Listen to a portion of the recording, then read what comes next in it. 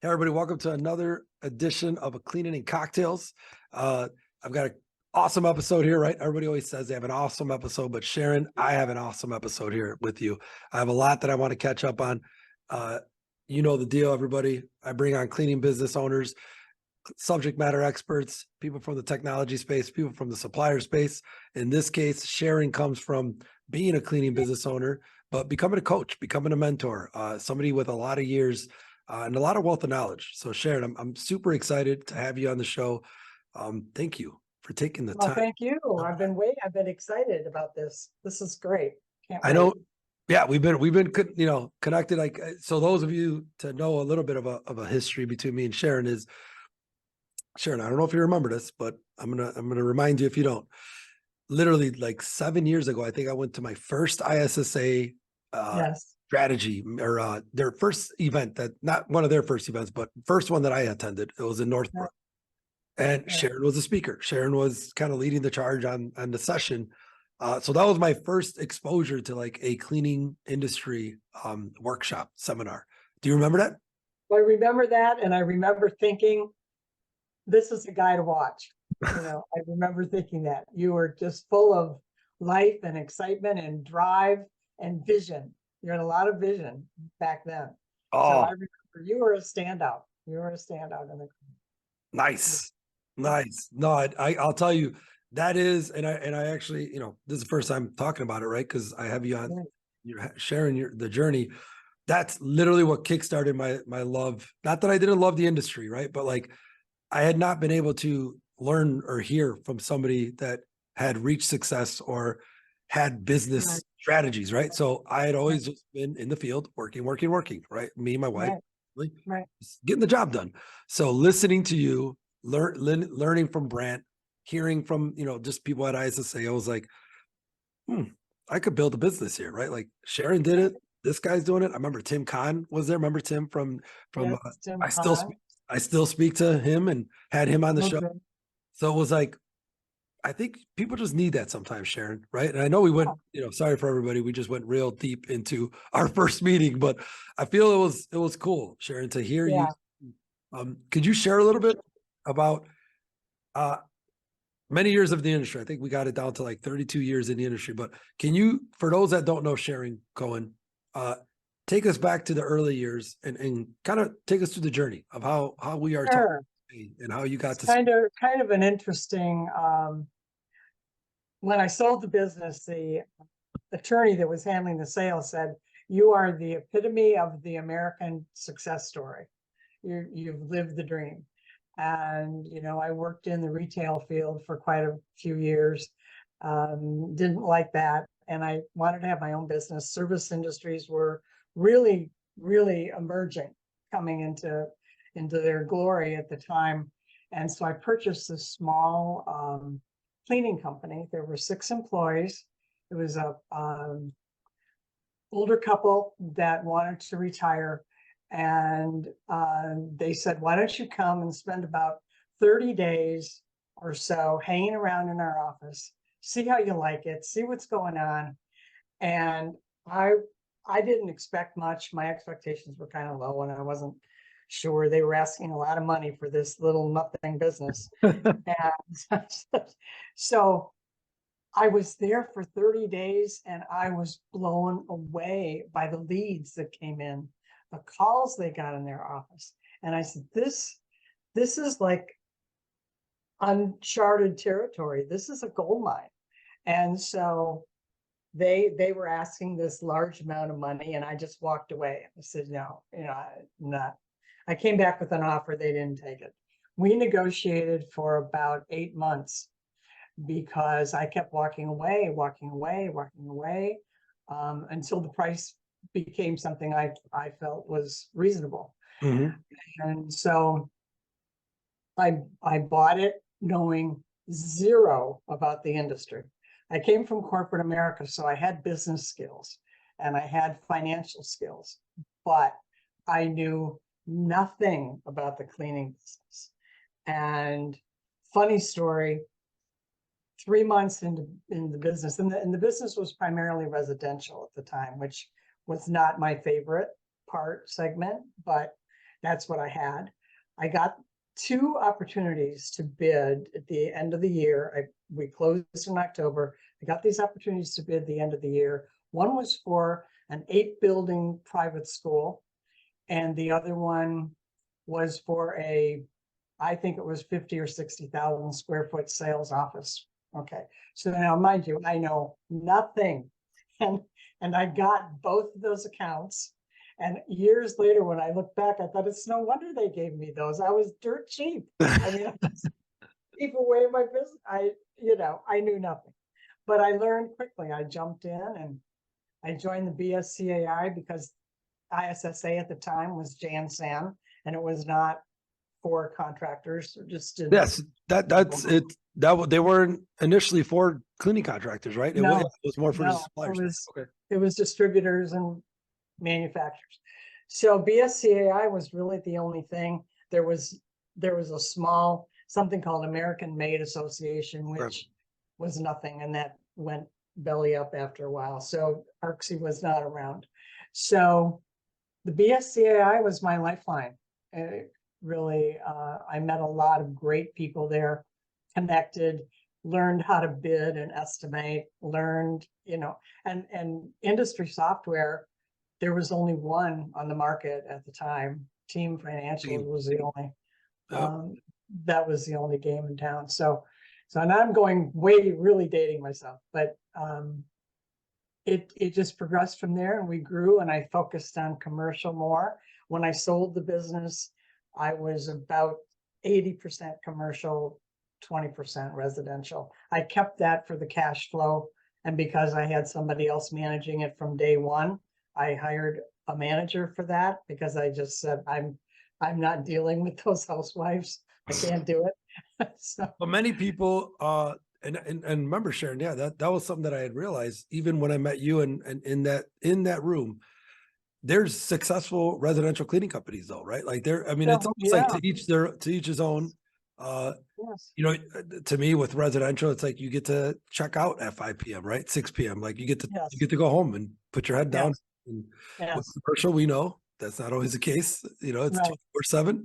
But Sharon, talk to us about, because then I want to get to the present time too. But I'm interested to learn, because so I didn't realize you bought into the company. So Yes. you didn't have the experience, but would you argue that because you had business acumen and you knew sales and leadership and business, like what were some things that you did early on that you think helped build that success for you? Obviously, you said you're winning accounts not knowing the industry in the beginning, but what are some steps and things that you taught yourself or learned firsthand that Well, helped you? one of the You didn't main know the things industry. that I brought that was rare at the time in the industry was the level of professionalism. I think that most customers and prospects were not expecting. They didn't expect to see someone dressed and acting professionally. So that was in my back pocket. I mean, that really helped me a lot do that. My management of people, because I learned that through my corporate experience in management, how to treat people, how to interview for people, how to train people, how to respect what they do and place value on them. And then the financial aspect. Damon John from Shark Tank, one of his favorite sayings is one of the number one reasons why businesses fail is lack of financial health. And I find that to be true no matter what size business I coach. It's almost across the board that there is that piece that's lacking in the overall operation of the company. The ability to look at the financials, to analyze them, and to take action on them. Owners tend to get so bogged down in day to day and what's going on that they set that aside. They're afraid of it. Most people don't like math, and that's what financials are. So yeah, That's I funny. agree. Well, But now Sharon, I love them. so all right, so obviously you knew to do that. And I love that, again, like, so you've exited and you're coaching now, you're consulting. Like if if it wasn't, what about those business owners that you just said, they don't like the math, they don't like the numbers? Is there the right time, or would you say early, or there is never a wrong time to include a accountant, to include a CPA or a financial, advisor? Like, how important is that role play for this bit for business owners when they aren't the math guy, right? They're not the numbers person. Like, what Mhm. do you, what would you tell those early on? It's huge. Okay. It's huge. It's my CPA was like a partner with me right from the beginning. And the best piece of advice he gave me was to account for everything. And this is going back to the days of string mops. He said, you need to count every string on every mop and know what you're spending. And it was good advice, and I took it. And he said, we want to keep everything above board. We don't want the IRS. You don't want to be looking over your shoulder for them, which was really good advice. But I think hiring people to help you early on in the things you're not good at is paramount to your success, because if you don't do that, you'll make such huge mistakes that to undo those mistakes is going to cost you far more money than getting the help in the beginning. Now, you touched on people, Sharon. So you said, people management was one of your strong suits too. How, again, 30 years ago to where we're at today, you see the level of staff and the issues with labor that we're having, right? Well, again, I would say it's opportunities though. People say there's labor staffing issues, but it's opportunities to approach labor differently, I think. How did you navigate those waters of building a team around you? Because you built a multi-million-dollar company, right? So you were doing it yourself first. What are again some pieces of advice to some? I brought in management to begin with, and I was in a situation where not everyone finds themselves, but I was able as an early entrepreneur to not take a salary, so that I could bring on a manager, and I paid her what I would normally have taken. But the ability that gave me to grow the company was huge. Yeah. The payoff was tenfold. I mean, she handled the day-to-day. Now, I did a lot of coaching with her with regards to managing the people and overseeing the training. We set up some programs for that, but just not to have to deal with that day-to-day, it just grinds you down. It wears you down. And so to be able to relieve yourself of having to deal with that, bringing on management, bringing on office people, and that might be a little bit slower for newer companies, baby companies need to take baby steps, but you have to do the risk reward, and you have to look at how much is this costing me, but what is it costing me if I don't do it? Yeah, like what do they say? You can't afford not to, right? That's what I always tell myself is anything that we're doing, when it's me, my brother, my cousin thinking about some big decisions, it's like one of us will always say, but can we afford not to do this? Right? Like that statement always makes you think like, oh my God, like it's worth the time, it's worth the investment.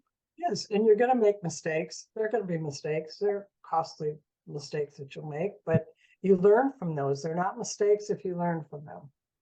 Now, something that I think everybody, and I'll repeat this on every episode too, Sherry, because I think it's this important. But so you got to the point that you were acquired. So it's pretty cool that so you purchased the business, but then you were able to also sell the business. Talk about like a lot of times, even just from the numbers perspective, right? Like people don't set their companies up to sell. Do you think, were you doing that early on? Did you always envision that at some point I am going to exit? Okay. What was that mindset? It was like flipping houses. It was my idea to flip it. It was never my idea to keep it and retire from it. It was always my idea to grow it. And remember, it was a tiny baby company. So my goals were not great by today's standards. We only got there after a while. But my goal was to reach $1 million and sell it. That was all. I wanted to drive a Mercedes that my company paid for, and I wanted to have $1 million. I mean, I'm being you got to have goals. You gotta have That was goals. the big goal. Yeah. And to have that $1 million and sell it at that point. Well, we went beyond that. We kept going, and I waited, and the business was growing and doing well. So we waited quite a little bit longer than I Uh, originally planned. Sharon, if you don't mind me asking, how large did the company get to as far as staff and revenue?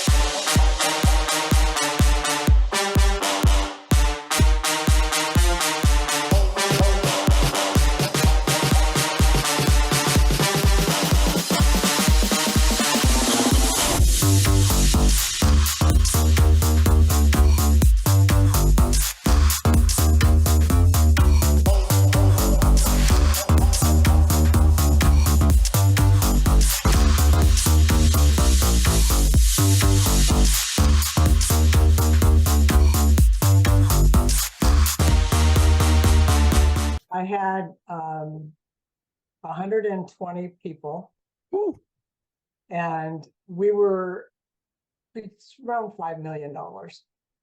man. And so I And don't know if you've heard me, Sharon, say this before. You know, I don't say it all the time, but I think I'm gonna start saying it more and more. Like the stats that I've come across. Again, these are just research that I've done because I'm always researching the industry. 93% of the industry, whether it's commercial, residential, window washing, carpet cleaning, like cleaning, right, 93% of the industry doesn't hit $1 million in revenue. You know, so it's like we talk about it's the 7% crew. Like, how do we help the 93% become the 7%? And oh, this is one of the things I'm so excited, and congratulations, by the way, on your appointment to ISSA. oh, I thank you. think you will be a real voice for that smaller entrepreneur and mid to small. And I think that those folks make up the biggest majority in our industry, and they are the least heard from. Yeah, 1,000%. Nobody's talking for them. So 1,000%. I'm thrilled. Thank for- you. Thank you. I appreciate that, Sharon. But you're a part of it, right? Like literally people I met Sharon, I saw her speak, I absorbed the information. You kickstarted my passion, right? For Right, again, right. you, the ISSA office, Brant, right? The team. I still talk to Brant to this day, but it was like, again, seeing is believing, right? Seeing that it could be possible. So the fact that you built a $5 million company, Sharon, that is no small feat, right? But like you said, and now there's many of those now, but it's still not Yes, enough, right? There's still yes, a huge yes. fragmentation in the market. Right. And we were regional in the state of Florida. We were not a state to state. We were not a national company. So you think So I'm crazy working in 20 states? no, I don't. I say go for it. You're Go doing for it, great. right? Yeah, you're doing So, great. all right. So Sharon, so so we reached the exit, right? How quickly did you begin? Because you coach, you consult, you're Right. always writing Right. articles. Now you got the awesome podcast with Ed and Mark. Did you start coaching right away, right after you exited, or like Actually, how did that transition? the person that bought my business, and that was interesting that that's an interesting sidelight. He was looking through the yellow pages because he was going to be moving from New York to Florida, and he was looking for a business to buy, and he came across the yellow page ad that I had with the BSCAI emblem logo in there. Well, he was a CBSE also, so he recognized that logo, and he said, "This is somebody I want to talk to." And I was entertaining selling the business, and I had a prospective buyer we were waiting on the sale of another business he had before he bought mine. So he had like 30 days. So the men from New York contacted me, came down, we talked, we did the deal. I had literally no training. I mean, he was a CBSE, had been in the business for 15 years. So the sale was very smooth. It was a Okay. very smooth transition. But he had asked me to stay on because one of my key components of my coaching is networking and getting out there and getting involved in your community, giving back. So I was pretty well known in the community. So he asked me if I'd stay on and do sales for him on a contractor basis, which I did for a couple of years. But then my coaching started really taking off, and I didn't stop doing that. But so I had a couple of years still in the business doing the sales for. Because I gotta believe it's tough to leave, right? Like, you know, you built that baby, and I think sales, the business owners that really make it, in my opinion, have a sales angle, right? They love the sale part of it. And it's like, Yes. if you Yes. have that trait or that neck, the sky's the limit Yes. for your business, right? You're And always if selling. You're always if selling. you always, and if you don't ABS, have it, always be you need selling. right. And you need to find somebody that can do it for you if you don't have it. Mhm. Because some don't have it and they're very honest about it. They Which is just don't. okay, right? Like one thing Sharon, we were That's talking right. about, I'd be interested or hear your take on it, but the more and more we're trying to build, on the Rosalato side, we've got ideas or vision of branches now, like, expanding. And it's like, man, Right. what are the two things we need, guys? You need the sales network, biz dev, but then you Right. need the ops, detail oriented, Yes. Yes. leadership, right? Like, would you say out of anything, those are the two people or types of personalities that you need to Absolutely. launch? And typically they don't work well together. No, there's Typically. yeah, right. Well, I mean, Because they'll work together, but yeah. they're going at it purposely because you should be checking yourself, right? Yes. Or there Yes. should be a checks and Absolutely. balances. Yeah. Yeah. The salesperson says, we need to start this tomorrow night. And the ops person said, there's no way I can do that. I don't have the people. They'll find all the ways Uh, not to do it. And the salesperson can't understand that. What do you mean? yeah, Just get somebody there.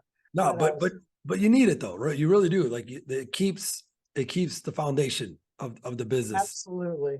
So so the coaching piece too, because I really haven't had too many consultants or coaches on here, Sharon. So I'm interested to dig a little deeper with that. I told Mark's going to get upset with me. He's like, Rick, I was supposed to be on cleaning the cocktails too. Come on now, but Mark, you're not. You're coming up. You're coming up. But Sharon, talk to us about like, in the beginning till now, did you have troubles? Like, because I gotta believe you want to add your impact or give these cleaning business owners some impact. Did you ever see yourself like trying to show them how to do it your way, or is it more about listening to them and what they need? Well, How do you like it's really customized to each person okay, because each person learns differently okay, and they're at a different point in their business. So I don't spend a lot of time telling them that this is the way I did it. okay, I don't. I typically give them more customized ideas for how they can solve their problem. And I do a whole lot more turnaround work and helping with problems than I do startups. I do okay. some startups, but I That's right. typically I have a note to say you are a turnaround specialist. specialists. Really. That's what people have said. I like to see the problem and we sit back, and sometimes it's the extra pair of eyes that can bring in from all of my experiences and everything I've experienced with other owners. I can sometimes see the forest for the trees, and they can't because they're right in the middle of it. So that's why my particular style of coaching is customized. I don't do a lot of group coaching. Okay, one-on-one. Right, one-on-one typically, but I do this workshops still and those kinds of things. But for my general coaching clients, it's one-on-one, and we Okay. analyze what they've got going on, where the problems are. Sometimes we have to dig a lot, And sometimes they have to make changes that they're not necessarily comfortable with, but I just ask them to try it. Yeah. So what about because I've learned this, because I'm the first to tell people, Sharon, when they're, I'll get messages on social media all the time, like, Rick, I'd love for you to coach me or, do this or help. I help all the time as much as I can. Right. But like I just feel like for a coach or to coach somebody, you got to have an agenda, a curriculum. Like Yes. so Yeah. I send them to, to people like yourself. And I know Mark does it as Right. well. There's a few others that do it. It's like because this is your full-time commitment to them, right? So it's like Right. I'll Right. give shared experiences, but I always tell people like, this is just how I did it. Don't Yeah. go speak to a professional coach and a consultant because you Right. guys are there for them. Do you feel like Right. you also get personal? Because I've seen when I allow people to get vulnerable and I ask them personally how they're doing and like how are you on a personal level versus business is Mhm. business. Mhm. Do you feel like do you do that? Do you approach It's a them? big part of it. Okay. Big part of it, because it really dramatically affects how they react to situations in their business, whether they can deal with them rationally or whether they're making knee-jerk reactions. So what's going on in their personal life is huge. I sit down with them and do a discovery call, and then I write up a plan of attack, so to speak, an outline, a consulting plan, and cover the key items. I give them options for how long I suspect it will take, and the pricing that goes with that. And um, we make choices. I have some clients that are on a retainer program. We're not teaching anything new. We're really problem Like solving, and they come to me. continuing, yeah. Yeah, a Because couple of sometimes they times a need you month. for that problem, right? Like sometimes like it's nice to have like we have a couple people that use Route right now and that's almost what they use the software, but for them it's almost like I like that I can have you guys as a lifeline sometimes. Like I have a Right, bid tomorrow, I need help and I need a lifeline, right? So it's like mhm, I mhm, feel like that makes sense that people do that. Because mhm. it's you don't need somebody every day in you're busy, you're in the business, you're working on it. But it's nice to know And you have a resource. absolutely, and it's accountability as well. They know they have to talk to me. Mhm. I mean, they told me they were gonna get this done Like, last week. oh, I'll tell you, nothing more, not, I don't know if it's embarrassing, but like the feeling you get when damn, I don't have what I was supposed to submit to Sharon. She's going to ask me about it. Holy cow, I better get it done. Like that's a Right, feeling. It doesn't feel good, but it's actually right, a good feeling to know because then you're taking action. So it's an right, example of you can do it, right? Like you can right, take action, you can be given a task and complete right. it. Um, Well, I have a client that's having some difficulty with pricing and estimating, so he's fairly new to the business. I gave him a whole list of homework to do. It actually this morning. I gave him like 7 or 8 case studies of pricing, so many wow. square footage, and um, what's your productivity rate, and who are you charging, and cents per square, all of it. So he's got to have all those solved by next week, and it's just a good exercise because it's making him do it. And that I think comes from my old teaching background. I was a teacher for a couple of years right out of college. So I like to give the examples and have them do the practice and do the Yes. homework. Yes. The only way they know how to do it. Well, I feel that that's helpful too, because it like people are visual or people are like, give me an example Yes, so I can like I know what you mean. I know what you're talking about. yes, So yes. uh Sharon, what about um what you were coaching back then to what you need to coach on now? How have you seen the industry shift and change where you probably yourself as a coach and a consultant have to adapt to the industry changes too? What have you seen or what excites you have to see where it was to where it's coming to right now? Yeah, a couple of things. I think focus in the industry has changed from um, appearance of clean to actually really being clean, and sanitation and disinfection and cleaning for health. That's really been a big shift over the last 10 years, particularly. The other piece of that is technology and how technology can help your business. Before, technology was something that people feared because, back when I bought my business, we used typewriters. And then to get people to move into digital, to computers and to software, um, that was a huge shift in your personnel, because a lot of people as administrative assistants were afraid of that. They really didn't want anything to do with it. So you had that whole learning curve to go through. So I think the technology and the focus on cleaning for health are the biggest two. And now, of course, with AI, Oh man, that's another thing to keep up with. And that's a whole other beast, man. I joke with yeah, Ricky on our team. yeah, I call him Ricky GPT now. yeah. Everything comes in with Chat GPT.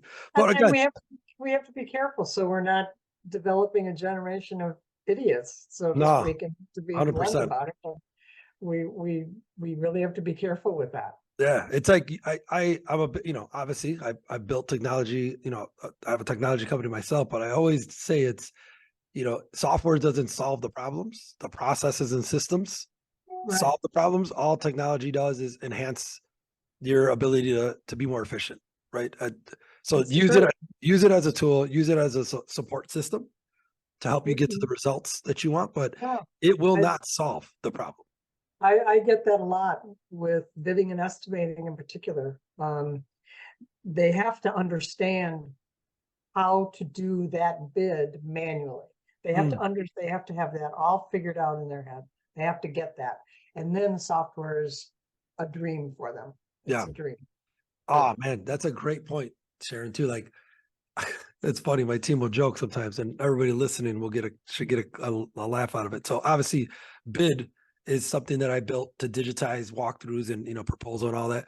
But if you see my desk, I still have my notebook that's right next to my Yes. laptop for chicken scratch stuff. And then Yes. I go to technology, right? Because you're right, like as you write it down sometimes, your brain, I think, operates differently, right? Like Yes. you're just Yeah. there's nothing like the pen, but I would say, you know, ditch the pen and I paper mean, to a I point. have mine right here. Like You it's just, helpful. It's still helpful, man. It really it is. Like is. when you physically write something, I know there's studies that say like again, it just triggers something in your brain. Exactly. Yeah.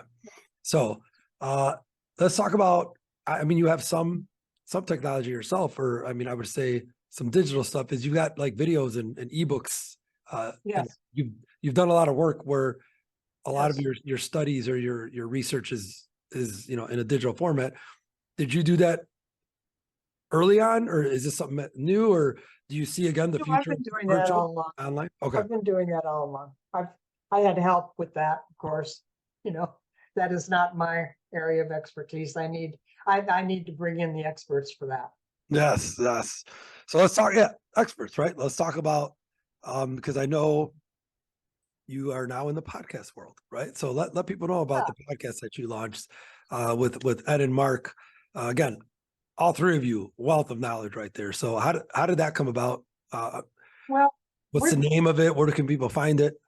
okay. It's called Polishing Profits, and it can be found on Spotify, Apple, YouTube has the video version.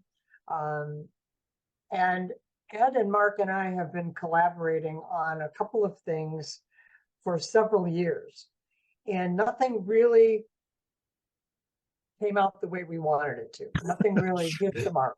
Yeah, So, like like old troopers, we keep trying. keep trying. So just keep trying. So we came up on the podcast, and we now have a producer who's doing the editing and the producing, and we have had a couple guest speakers, and we're just having fun with it. We're really having fun with it. Trying to keep those guys corralled, as I mentioned before, is Can't they be love to easy. chat.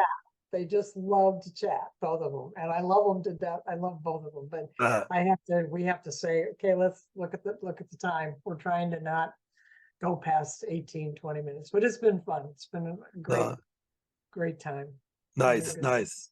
Well, we got a few minutes left here ourselves, so I'm gonna keep. I want to keep digging there though. So, um, having all that knowledge on the podcast, I got to believe it's easy though, Sharon, because I've heard a couple of them already too, and it's like, it's conversational, right? Like, you guys are Yeah. getting to talk about an industry that you love, Yes. and I know again, I personally know Ed and Mark. I know you as well. Like, how fun is it when you guys are just shooting the shit, Well, right? And just we- solving we- problems together. We do that for a little bit before we hit the record button. And then we kind of get a little back on track. I do an outline, basic outline with the key points that we want to cover. Okay. We discuss that to make any corrections or additions. And then we just section it off and we just go. And we just talk about that. Mark kind of leads. Mark, I believe years ago he was in like a disc jockey broadcasting. He's had experience with radio broadcasting. He's So got the we put voice. him in charge. Yeah, no, he's got the voice. Yes. I remember and- one thing. Yeah, I remember one thing Ed always told me, or when I talked to him early on, was just on the bidding side, like, you have to win accounts. Sometimes you may be low bid, but now you've got Yes. it, right? Now Yes. process it, assess it, Yes. work it, right? Work on your Work it, production. fine work tune it, Yeah, because we retune can't it. always win contracts. Hey, you're No. lucky you won a contract. So now, like, No. get the best out of it. So that's something No. to this day, we still think about. I've had some contracts. I'm like, damn, I misfired on this one, but you Yeah. learn and you just keep digging through. So that's why Yeah. I wanted to end with, Sharon, was, what would you leave? What do you want to leave the audience with? Like, any kind of advice or shared experience to set them up for the next 3 to 5 years in this industry? If I had to say just one thing, it would be to set their goals, know what their goals are, what is their plan, and be sure to take the time to sit down and make a plan and not come up with the I'm too busy thing. I don't have time to do that. You have to make time to make that plan, then set your day up every day to put you one step closer to your goal. And if you are spending time doing things that are not going to get you to your goal, evaluate that and stop doing them. I mean, simply put, like, literally, that's going to be our snippet right there, Sharon. No, because it really does come down to that. I'm a strong believer in that. I'm guilty of not doing it sometimes, but Yes. I do it, and you see the results when you do or don't. Yes. So if you don't mind too, so Sharon, when we post the video, there's going to be a lot of information. I'm sure you're going to say yes, but are you okay with people reaching out, contacting you? I know Absolutely. you're good on LinkedIn. Absolutely. You guys check out Sharon. She's got her LinkedIn profile. She's always there to help. And check out the podcast as well. Yeah. Again, we'll have that Policy information. problems. Yep. We'll have that information in the links Good. in the description. But Sharon, it's been awesome. Thank you so much for taking the time. Thank you. Your busy day. Thank you very much. Appreciate it. All right.